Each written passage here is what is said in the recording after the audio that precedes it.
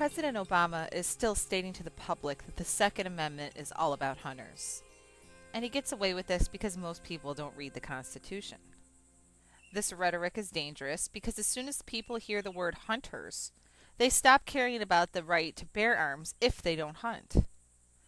The Second Amendment is about something more important than hunting.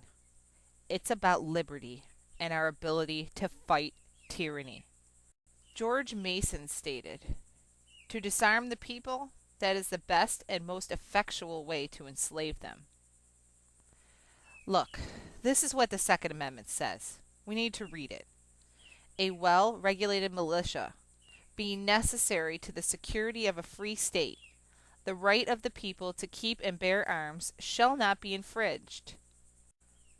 The original handwritten copy of the Bill of Rights, approved by the House and Senate, was prepared by scribe William Lambert and resides in the National Archives. Now, I read to you what the Bill of Rights states dealing with the Second Amendment. Now, here is what Obama stated. I, like most Americans, believe the Second Amendment guarantees an individual the right to bear arms. And we recognize the traditions of gun ownership that passed on from generation to generation. That hunting and shooting are part of a cherished national heritage. Yes, Mr. President, we do cherish the sport of hunting. A lot of Americans do. But what we cherish more is our liberty. Our right to bear arms exists so that if the government should ever get out of control and come for us, we have the ability to shoot back.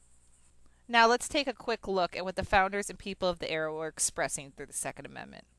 A militia, when properly formed, are in fact the people themselves, and include all men capable of bearing arms. What, sir, is the use of a militia? It is to prevent the establishment of a standing army, the bane of liberty.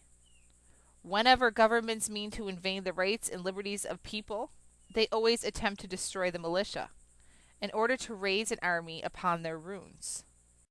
No free man shall ever be debarred the use of arms. The right of the people to keep and bear arms shall not be infringed. A well-regulated militia composed of the body of the people, trained to arms, is the best and most natural defense of a free country. Americans have the right and advantage of being armed, unlike the citizens of other countries whose governments are afraid to trust the people with arms. The ultimate authority resides in the people alone. Before a standing army can rule, the people must be disarmed, as they are in almost every kingdom in Europe. The supreme power in America cannot enforce unjust laws by the sword, because the whole body of the people are armed and constitute a force superior to any bands of regular troops that can be, on the pretense, raised in the United States.